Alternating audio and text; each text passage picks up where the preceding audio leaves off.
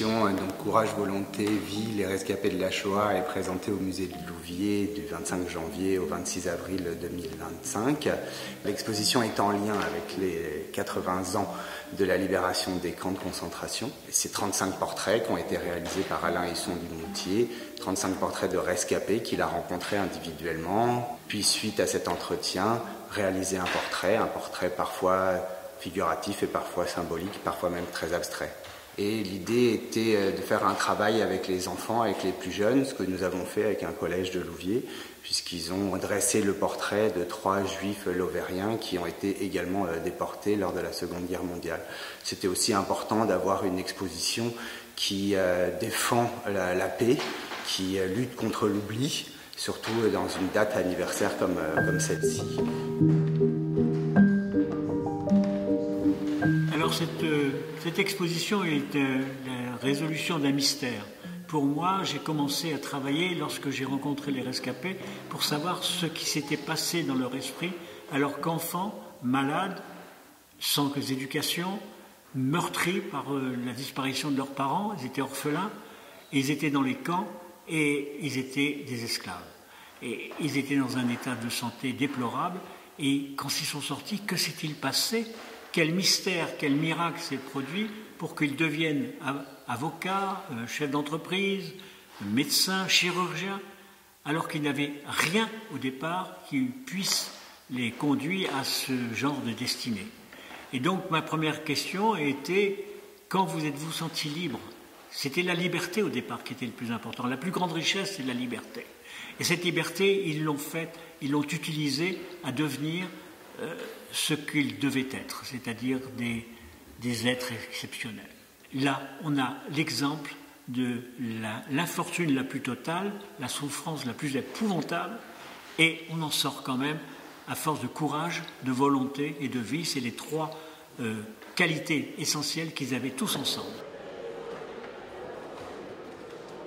Très vite est venue l'idée de partir de la figuration à l'abstraction, c'est-à-dire de partir de visages, d'abord construit, un nez, une bouche, des yeux, des oreilles, une chevelure, et puis après voir au fur et à mesure comment cette figure elle va s'effriter un petit peu pour arriver complètement à l'abstraction, qui correspond aussi au cheminement de l'artiste dans son travail, puisqu'au début quand il réalise les portraits, il fait ses premiers portraits très représentatifs, très symboliques, et très vite il se dit qu'il va falloir qu'il parte sur d'autres choses, sur des symboles.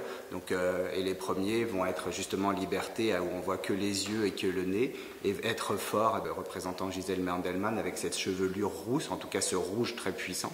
Et donc on est parti de cette idée de la disparition de la figure pour arriver d'abord à la silhouette, avec des œuvres de celle de Ginette Kolinka par exemple, arriver au squelette aussi, donc de l'être humain, pour finalement disparaître au symbole, avec l'étoile, avec la maison, avec le soleil, avec le chiffre, et à finir avec l'abstraction des aplats de couleurs, comme le rouge et le bleu.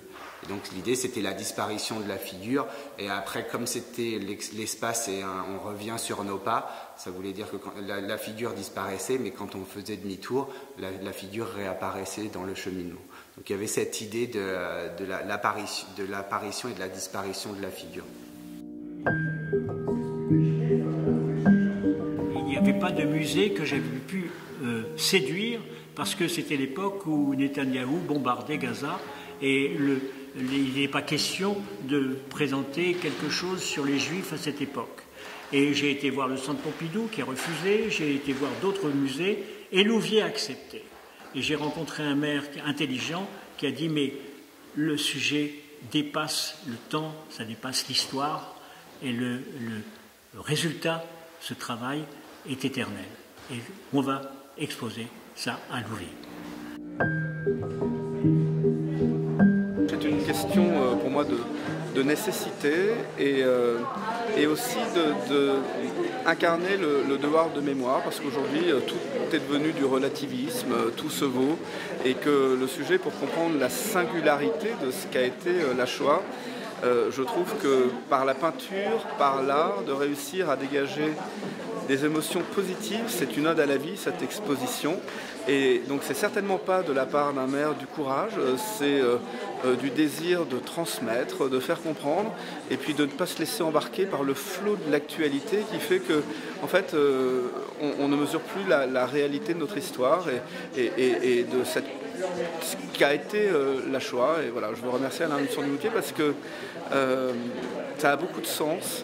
Je suis très heureux du monde qui vient et on voit qu'il y a un besoin de comprendre, et on comprend par les mots des rescapés, par ces entretiens, par ce travail presque scientifique et artistique. Et moi je crois beaucoup que pour bâtir une paix durable, il faut l'adhésion et que les arts contribuent à lutter contre l'indifférence.